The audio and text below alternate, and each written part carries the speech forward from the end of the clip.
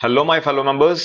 इस वीडियो में हम मॉड्यूल 2 का बहुत ही important topic which is IT strategy committee as well as IT steering committee उसके बारे में डिस्कस करने लगे हैं। Let's get started. सो सबसे पहले IT strategy committee and steering committee वैसे डिस्कस कर लेते हैं। Strategy committee is all about making the strategy for the IT. Strategy is actually long term. तो ये क्या देखते हैं कि बिजनेस स्ट्रेटेजी जो है वो बिजनेस से अलाइन है नहीं है। स्ट्रेटेजी हमेशा आईटी की इस तरीके से हो so that it is aligned with the business कि बिजनेस का गोल पूरा हो जाए। ओके, ये बोर्ड लेवल ओवरसाइट के लिए होती है। ये जो पूरा देखते हैं बोर्ड ऑफ डायरेक्टर्स क्योंकि इसके पार्ट होते हैं, दैट इज वाई। तो ये सीनियर मैनेजमेंट टॉप मैनेजमेंट की ही वर्किंग होती है क्योंकि it is all about making the strategy and this is all about long term planning. Then comes the IT steering committee. Steering committee जो है उसका main काम होता है कि ये जो एडवाइजरी इशू करती है उस एडवाइजरी को इम्प्लीमेंट करवाना is the work of IT steering committee. So it checks the operations and projects, resource और एलोकेशन आईटी स्टीयरिंग कमेटी देखती है। IT performance and matrix, okay, तो ये तीन चीजें operations, projects, resource allocation and IT performance and matrix मतलब monitoring, performance and monitoring का काम आईटी स्टीयरिंग कमेटी करती है। तो अब हम इसको यहां से एक बार यहां से देख लेते हैं। आईटी गवर्नेंस, ये आईटी गवर्नेंस क्या चीज है? It is all about the responsibility of the board of directors. जब रिस्पॉन्सिबिलिटी की बात आती है, गवर्नेंस की रिस्पॉन्सिबिलिटी कितनी होती है? Who will govern the whole IT thing, that is the IT governance, and the responsibility lies with the board of directors, that means the top management. IT steering committee advises the board of director। इसका main काम क्या होता है? Advice करना। ये हमेशा याद रखना क्योंकि क्वेश्चंस आते हैं इसके बेस पे। स्ट्रेटेजी बनाना, एडवाइस करना काम है एडवाइजरी का, काम आईटी स्टीयरिंग कमेटी का। Advises board of director on IT strategy and initiatives, consist of board members, एक तो जो बोर्ड ऑफ डायरेक्टर्स होते हैं उनके board members and specialized non board members. अब ये स्पेशलाइज्ड नॉन बोर्ड मेंबर्स ये क्या चीज है? These are actually the specialist, the domain specialist of the department. तो कोई परचेज का डोमेन परचेज स्पेशलिस्ट होगा, कोई सेल्स स्पेशलिस्ट होगा, कोई मार्केटिंग स्पेशलिस्ट होगा। तो जो भी हमें स्पेशलिस्ट स्पेशलाइजेशन की जरूरत है, ठीक, इन द कमेटी, वो सारी स्पेशलाइजेशन वो वाले board members, sorry non board members जो होंगे वो यहाँ पर आएंगे। ठीक, these are technical experts। Okay, then organizations alignment of department with mission and objectives of organization। तो मेन काम क्या है कि हमारे जो डिपार्टमेंट्स हैं दे गेट अलाइंड। अलाइनमेंट का काम होता है आईटी स्ट्रेटेजी कमेटी का। क्यों? क्योंकि उन्होंने जो बिजनेस गोल्स हैं, बिजनेस जो प्लान है, बिजनेस प्लान के अकॉर्डिंग आईटी प्लान बनाना होता है, आईटी गोल्स बनाने होते हैं सो दैट दोनों अलाइनमेंट में आ जाए। तो अगर आईटी के पूरे होंगे तो डेफिनेट सी बात है बिजनेस के भी पूरे हो जाएंगे। अगर अलाइनमेंट ही नहीं होगी तो दोनों अगर अलग अलग डायरेक्शन में जा रहे हैं तो यू कैन अंडरस्टैंड, तो it will be a conflict. और जब बिजनेस गोल्स पूरे नहीं होंगे फिर even top management won't be bothered about कि हम इसमें इन्वेस्ट करें या टाइम लगाएं, क्योंकि गोल्स ही पूरे नहीं हो रहे हैं। ठीक है, तो फिर उनको ये स्कैंडी चीज लगेगी which is actually not the case. So we can say it sets the direction for IT. ये जो आईटी स्टीयरिंग कमेटी होती है, it sets the direction of IT कि आईटी किस डायरेक्शन में जाएगी, हमें इन्वेस्टमेंट वगैरह और जो प्रोजेक्ट इम्प्लीमेंटेशन करने हैं वो किस डायरेक्शन में करने हैं। Then board of directors take decision on advice of the IT steering committee, क्योंकि इसका काम ही एडवाइजरी है। तो जो board of directors take the decision on the advice of IT steering committee, I instruct the IT steering, sorry, advises board of director takes the decision on the advice of IT strategy committee। Okay, और क्योंकि हमने अभी discuss किया कि strategy committee का काम है strategy बनाना, advice करना बोर्ड को, उसके बाद काम शुरू होता है आईटी स्टीयरिंग कमेटी का। जब एडवाइस आ गई तब बोर्ड क्या करेगा? Board will issue directions to IT steering committee कि अब इस डायरेक्शन को, इस एडवाइजरी जो थी कि इसको इंप्लीमेंट करो और इसको एग्जीक्यूट करो properly. So this is actually the case of this IT steering committee for implementation. अब ये हमने डिस्कस किया था, जो भी डिस्कस किया, अब इसको ग्राफिकल प्रेजेंटेशन में करा हुआ है, दैट्स ऑल, और कुछ भी नहीं है। कि strategic decision IT steering committee का, स्ट्रेटेजी कमेटी का काम है। स्ट्रेटेजी कमेटी जो है, board of directors, board members and non board members जो कि स्पेशलाइज होते हैं, which are experts. Okay, strategy committee की responsibility align with business goal, allocate the IT resources, monitor the performance। Okay, ये strategy committee करेगी। तो IT steering committee का overview, management level committee responsible for operations, operational oversight and project execution.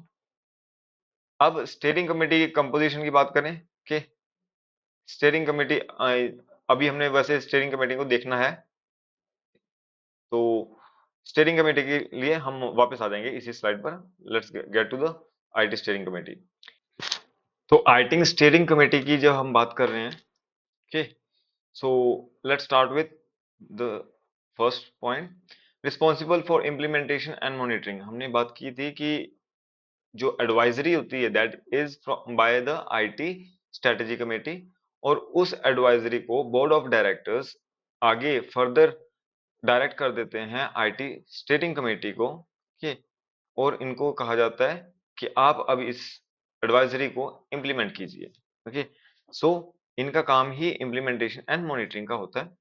ये projects को approve करते हैं, approve project plans and budget, ये budget भी इम्प्रूव करते हैं। ओके, और इसके मेंबर्स कौन कौन होते हैं, यहाँ पर फुल स्टॉप होना था, सॉरी। ओके, मेंबर्स इसका chief information officer as well as other functional head, जो फंक्शनल हेड्स होते हैं वो भी इसके मेंबर्स होते हैं। ऐसा क्यों? ऐसा इसलिए क्योंकि वही तो जानते हैं कि एक्चुअल में प्रोजेक्ट जो हम करने लगे हैं उसमें क्या फीचर्स होने चाहिए, क्या प्रॉब्लम्स आ रही है, which should be solved through the IT. तो अगर फंक्शनल हेड नहीं होंगे तो फंक्शनल जो माइन्यूट डिटेल्स होगी वो तो पता ही नहीं चल पाई। ensure that the IS processes support the business requirements, यही बिजनेस अलाइनमेंट की बात, वो ये चेक करेंगे कि जो सॉफ्टवेयर बन रहा है, ओके, वो बिजनेस प्रोसेस से अलाइन हो रहा है या नहीं हो रहा, क्योंकि इसमें फंक्शनल हेड है और प्रॉब्लम्स सॉल्व हो रही है फंक्शंस की, तो डेफिनेट सी बात है, इसीलिए they are able to support the business. Implement, monitor, and facilitate deployment of IT resources for specific projects in support of business plans. So it helps in implementation, monitoring, and facilitation of deployment of IT. Purpose क्या है? वही to support the business objectives. Okay, and IT steering committee का main काम यही है, continuous monitoring, वो monitoring properly करती रहे। अगर कमेटी ने प्रोजेक्ट को मॉनिटर नहीं किया तो जो आईटी टीम है, जो हम कह सकते हैं सॉफ्टवेयर डेवलपमेंट टीम है, वो तो अपना काम करके बाय बाय कर देगी, लेकिन क्या वो बिजनेस रिक्वायरमेंट के अकॉर्डिंग है नहीं है, कैसे पता चलेगा? उसके लिए कॉन्टिन्यूस मॉनिटरिंग इज रिक्वायर्ड। तो हम यहाँ पर थे, ठीक है, हमने बाकी सारी चीजें डिस्कस कर ली थी। We are with the steering committee composition. तो chief information officer, business unit के हेड जो हैं, कि IT staff, business leaders, process owners, वो सारे इसमें आ जाते हैं। तो की business and IT management representative यहाँ पर होते हैं। स्टीयरिंग कमेटी की रिस्पॉन्सिबिलिटीज, प्रोजेक्ट अप्रूवल, बजट्स को monitor, progress, evaluate business alignment, ये सारी चीजें कौन? आईटी कमेटी देखेगी। ये हमने ऑलरेडी डिस्कस कर लिया, बस ये ग्राफिकल रिप्रेजेंटेशन है, दैट्स ऑल। स्टीयरिंग कमेटी की responsibilities, business requirement, IT steering committee, projects deploy हुए नहीं हुए and they are in alignment with the business plans और not. IT steering committee ensure his processes, वो आईएस प्रोसेसेस को they ensure the IS processes support the business requirement, means business alignment में है या नहीं है। कॉन्टिन्यूस मॉनिटरिंग तो इनका पार्ट होता ही है। So that's all for IT steering committee discussion. अब बात करते हैं दोनों में फर्क क्या है। मेंबर्स की अगर बात करें तो यहाँ पर board of members and specialized officers होते हैं, ओके। और यहाँ पर एग्जीक्यूटिव होते हैं, chief information officer and other functional heads जो होते हैं, those are required as a members of steering committee. तो कहने का मतलब ये तो सारे टॉप वाले बंदे हो गए, top management, strategy making, okay. And ये सारे बंदे कौन हो गए? ये फंक्शनल हेड्स हो गए and information officers. Then advises the board on IT strategy, क्योंकि काम ही स्ट्रेटेजी बनाना है, ओके। इसका काम implementation and monitoring, responsibility alignment of IT with the business objective, exposure to IT risk, direction to the management to related to IT strategy, contribution of IT to the business, ये सारी चीजें IT strategy committee देखेगी। और IT steering committee जो है, इनका main काम क्या है? ये बजट अप्रूव करना, प्रोजेक्ट प्लान्स को अप्रूव करना, setting the priorities and milestones, okay. Then acquire and assign appropriate resources, resource allocation, appropriate ensure project meet the business requirement and continuous monitoring, ये mainly continuous review करने का काम steering committee का। ensure IT use efficient use of IT resources, की resources properly use हो रहे हैं। in short, strategy committee shows the direction of for IT, and in short, steering committee drives the IT implementation. So here we conclude the conclusion and even the comparison of both the committees, ठीक है। तो comparison को हम यहाँ पर देखने का कोई मतलब नहीं है, ठीक है। Let's get to this one. IT strategy committee and IT steering committee को एज अ ग्लांस देख लें। काम है इनका आईटी गवर्नेंस का। बोर्ड ऑफ डायरेक्टर्स इन्वॉल्व होने चाहिए, क्योंकि गवर्नेंस का काम ही बोर्ड ऑफ डायरेक्टर्स का है। ये वर्ड्स आपके दिमाग में होने चाहिए, बिकॉज क्वेश्चन सारे के सारे जो आते हैं वो इन्हीं के बेसिस पर आते हैं। If these are in your mind you will be able to answer each and every question. Otherwise आप इन्हीं चीजों में, क्योंकि उनकी क्वेश्चन की वर्डिंग इतनी कंफ्यूजिंग होती है, आप उसी में कंफ्यूज हो जाओगे। वैसे हम इसके बाद क्वेश्चन भी करेंगे so that you get the idea, okay. But still keep these words in mind. IT strategy committee planning का काम करती है, स्टीयरिंग कमेटी इम्प्लीमेंटिंग का काम करती है। तो आईटी स्ट्रेटेजी कमेटी हमेशा एडवाइस करती है किसको? बोर्ड ऑफ डायरेक्टर्स को about the IT strategy. Board of directors take the decision on the basis of the IT strategy committee's recommendation and advice, और उसके बाद फिर वो एडवाइस इंस्ट्रक्ट करते हैं to the IT steering committee कि तुम अपना इम्प्लीमेंटेशन करो on the basis of the advice receive from IT strategy committee. तो ये हमने देख लिया, ये वही सारी चीजें, ओके, कि strategy committee planning, composition, okay, and advises the board, and then IT board की oversight is it is all about the board of directors, okay. उनकी अल्टीमेट रिस्पॉन्सिबिलिटी रहती है, बोर्ड डिसीजन मेकिंग का काम करती है, ओके। स्टीयरिंग कमेटी उसकी implementation का काम करते हैं, एंड स्टीयरिंग कमेटी मॉनिटरिंग का सारा काम स्टीयरिंग कमेटी का, and IT steering committee is all about implementing it. Alignment of IT with the business objective, business objective के साथ अलाइनमेंट, अब हमारा ये नेक्स्ट टॉपिक है, ओके। सो पहले हम यहाँ से रीड कर लें, ज्यादा बेटर रहेगा, okay. Let's see. Business processes and objectives should always be the driver of IT requirement. अब मेन ड्राइवर कौन सा होता है? प्रोसेसेस एंड ऑब्जेक्टिव्स बिजनेस के। क्यों? क्योंकि बिजनेस के लिए ही तो हम आईटी बना रहे हैं, बिजनेस से आईटी। कई बार क्वेश्चन मल्टीपल टाइम्स आता है, ठीक है। Shall the IT business objective shall be in alignment with the IT objective, या IT objective shall be in alignment with the business objective। तो हमें ये देखना है कि जो मेन आईटी, हमारी मेन आईटी मेन नहीं है बिजनेस में, कि बिजनेस में मेन बिजनेस ऑब्जेक्टिव्स मेन है।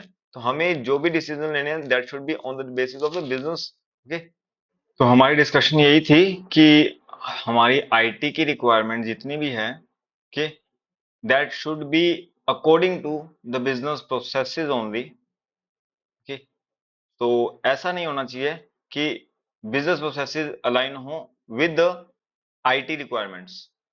हमें आईटी रिक्वायरमेंट्स के अकॉर्डिंग बिजनेस को रन नहीं करना, हमें आईटी रिक्वायरमेंट्स को बिजनेस ऑब्जेक्टिव्स के अकॉर्डिंग मोल्ड करना है, और जो business requirements and business processes को फुलफिल कर रहा है, बिजनेस गोल्स को फुलफिल कर रहा है, उसे अकॉर्डिंग हमें अपनी आईटी रिक्वायरमेंट्स बनानी है, और अकॉर्डिंगली हमें आईटी को अलाइन करके चलना है with the business objectives.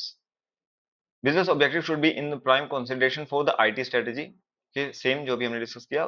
First step in reviving and organization's IT strategic plan is to understand the business plan। तो सबसे पहले क्या हमें देखना पड़ेगा, बिजनेस प्लान को। IT alignment with business objective is assured by involvement of top management। तो top management जब इन्वॉल्व होंगे तभी हमारी आईटी अलाइन होगी। एक क्वेश्चन भी आता है बार बार, इवन मॉड्यूल में भी है, कि कैसे पता चले कि टॉप मैनेजमेंट का फोकस है ऑन आईटी। ओके, क्या budget is the only thing? अगर कहते बजट असाइन किया गया, अलोकेट किया गया, इसका मतलब आईटी टॉप मैनेजमेंट की टॉप प्रायोरिटी में है। Okay, the answer is no. अगर आपको बाकी क्वेश्चन ऑब्जेक्टिव्स भी देखने होंगे, हाँ, अगर बाकी ऑब्जेक्टिव्स ऐसे नहीं है, ओके, तो फिर तो कहते हैं हम एलोकेशन ऑफ फंड्स को कंसीडर करेंगे।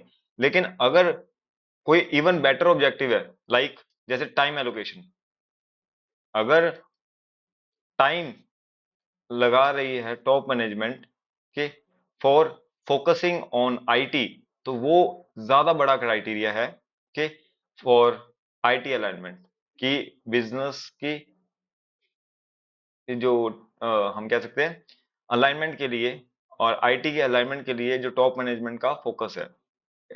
एग्जाम्पल जो मॉड्यूल में क्वेश्चन है उसमें भी उन्होंने दो एग्जाम्पल दे रखे हैं कि they have approved fund for the IT, और IT is on the regular agenda for weekly meeting. तो अब इन दोनों में किसको कंसीडर करोगे? ओके, तो वीकली मीटिंग वाले को। क्यों? क्योंकि time is even much more precious than the funds. तो अब चलते हैं आगे।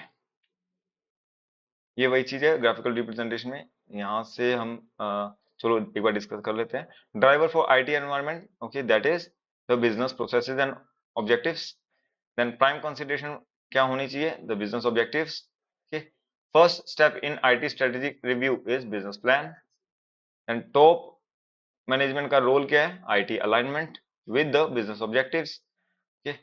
Integrated planning cycle, continuous cycle of joint planning and execution and monitoring ensures ongoing alignment। तो हमें एक्चुअल में बिजनेस गोल्स के साथ अलाइन करना है आईटी गोल्स को। Value based IT governance, yes, हमारे जो आईटी इन्वेस्टमेंट होनी चाहिए that should be based on the value it delivers to the business. Then performance measurement, KPIs को जरूर ध्यान में रखना है। Alignment is measured by specific business outcomes and KPIs। Common understanding, IT and business teams must have a common understanding doing the understanding of the goals and priorities। So IT and business should have a shared vision। Okay, then key takeaway, integrated strategy होनी चाहिए। Okay, only then we can say that both are in alignment। अब alignment of IT with business objectives कैसे, which factors to be considered? सबसे पहले business objectives को consider करना है कि risk and benefits of implementing the IT strategy, उसको भी हमें देखना है। And the cost of current IT in terms of the value to the business. तो बिजनेस को जितनी वैल्यू मिल रही है, ये उसकी जो करंट आईटी की कॉस्ट है वो कितनी है। तो प्रोपोर्शनेट कॉस्ट, हमें प्रोपोर्शन चेक करना होगा। अगर कॉस्ट बेनिफिट एनालिसिस करके अगर हमें लग रहा है कि वो बेनिफिशियल नहीं है तो नहीं करना। तो ओवर स्पेंडिंग बिल्कुल भी नहीं होनी चाहिए इन आईटी। तो ये वही चीज है। Business objective, the foundation of IT is the deep understanding of the organisations overall business objectives. Strategy alignment cycle, business objective से आईटी इनिशिएटिव लेने जाए, and it should create a value in business। Value based IT prioritization, IT investments are prioritized based on the value they deliver to the business, so it should be business value। Risk alignment, okay, तो risk should को हमें align करना है with the help of IT। तो careful consideration of all the risk associated with implementing the new IT system is critical, और उनको हम mitigate करेंगे accordingly। कॉस्ट बेनिफिट एनालिसिस हमें करना ही है कि अगर कॉस्ट बेनिफिट एनालिसिस के अकॉर्डिंग हमें पता चल रहा है कि दिस इज नॉट बेनिफिशियल, तो वो हमें फिर इम्प्लीमेंट नहीं करनी चाहिए न्यू आईटी को। Cost of current IT, evaluate the cost of current IT portfolio related to its actual business value. तो आईटी पोर्टफोलियो वैल्यू हमें चेक करनी है। IT as a business enabler, IT हमेशा हमेशा एक बिजनेस एनेबलर है। Okay, तो IT strategy should focus on how technology can enable and accelerate business growth, हमें इसी तरीके से सोचना चाहिए। परफॉर्मेंस के अकॉर्डिंग बात करें तो alignment is measured by specific business outcomes and agreed upon KPIs, हमें बिजनेस आउटकम्स जो हैं केपीआईज को ध्यान में रखेंगे सो दैट हम देख सकें कि हमारी एफिशिएंसी इंप्रूव हो रही है थ्रू आईटी और not. Okay, so key takeaway is that there should be a continuous alignment of IT with the business objectives। अब बात आती है balance score card. Okay, balance score card जो है, there are 4 indicators of the score card: financial perspective, commercial perspective, customer perspective, internal process perspective and learning and growth perspective.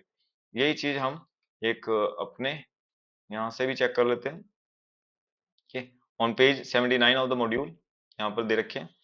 Financial perspective में profitability, revenue growth, economic value added, ये cover होती है। Then customer perspective में कि customer कितना satisfied है, customer की loyalty, market share कितना हमने कवर कर लिया। इंटरनल प्रोसेसेस में हम patent spending, ratio of new product to the total product, inventory turnover कितना है, stock out, zero defect and on time deliveries कितनी हो रही है हमारी। okay? इससे हमें पता चलेगा हमारी इंटरनल प्रोसेसेस कितनी बेटर है। एंड लर्निंग एंड ग्रोथ कि हमारे एक्चुअल में मेन अगर ये देखें कि हमारे ऑर्गेनाइजेशन में लर्निंग कितनी हो रही है और कितने और जो एम्प्लॉयज हैं दे आर सेटिस्फाइड। ओके, तो एम्प्लॉय सेटिस्फेक्शन, टर्नओवर रेट, क्योंकि सेटिस्फाई होंगे तो टर्नओवर कम होगा, एब्सेंटिज्म भी कम होगा। ट्रेनिंग आज, leadership development programmes, number of cross trained employees, average year of service.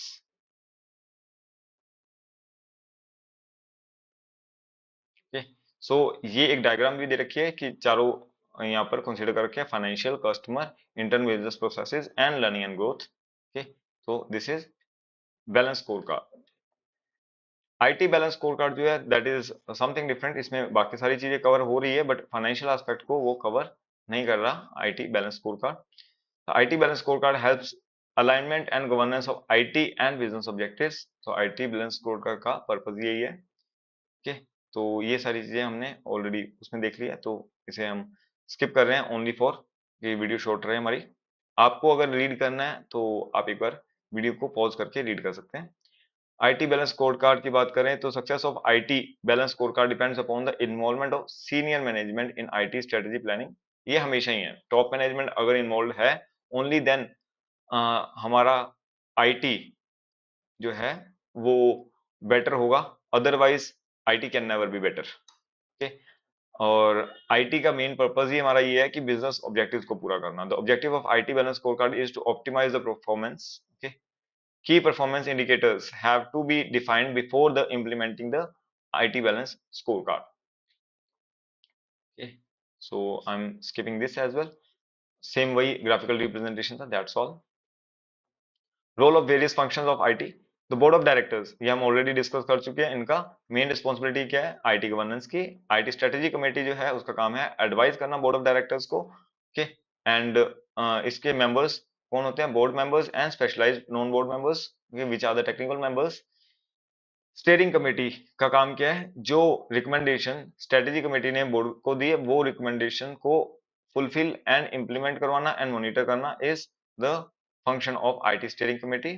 तो monitor and facilitate development deployment of IT resources के in support of business plan, responsible for escalating, इनकी responsibility होती है for escalating all those factors and issues that potentially could affect the plan results। So this is the graphical representation, इसको भी skip कर देते हैं short करने के लिए, बट यू कैन पॉज अगर आप रीड करना चाहो तो। Then project steering committee, okay, ये एक इंपॉर्टेंट चीज है। अगर बाय चांस आपके क्वेश्चन में आईटी स्टीयरिंग कमेटी और प्रोजेक्ट स्टीयरिंग कमेटी आ रहा है तब तो दोनों को अलग अलग कंसीडर करना, और अगर इन दोनों में से प्रोजेक्ट ही आ रहा है अकेला तो take it as IT steering committee only.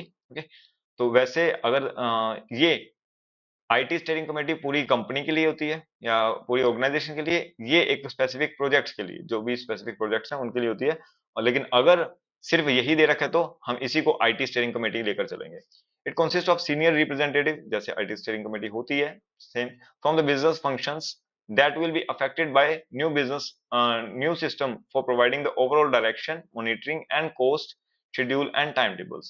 तो इसमें कौन आते हैं, इसमें वो फंक्शंस कवर अप होते हैं जो नए टूल इंप्लीमेंट करने के बाद, नए टूल जब हमने इंप्लीमेंट कर दिया, ओके, तो उसके कारण जो जो अफेक्ट हो रहे हैं डिपार्टमेंट्स के, उनके हेड्स यहाँ पर आते हैं। लेट सपोज हम एक एचआरएमएस जो है उसको हम इंप्लीमेंट कर रहे हैं न्यू, तो उसके लिए जो affected department is HR, HR, तो इसका फिर मेंबर कौन बनेगा, विच इज एचआर हेड।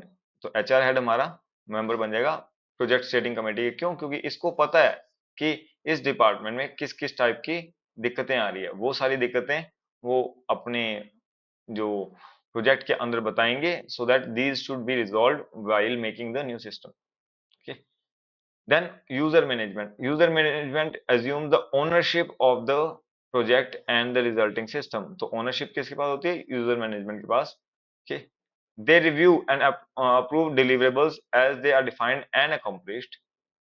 तो user management का काम क्या होता है, ownership of the project and resulting system।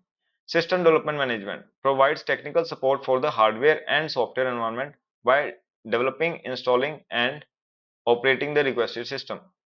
तो सिस्टम डेवलपमेंट मैनेजमेंट क्या करते हैं, ये टेक्निकल सपोर्ट प्रोवाइड करेंगे। Okay, technical support for hardware and software environment के लिए टेक्निकल सपोर्ट प्रोवाइड करने का काम किसका है, दैट डिपेंड्स ऑन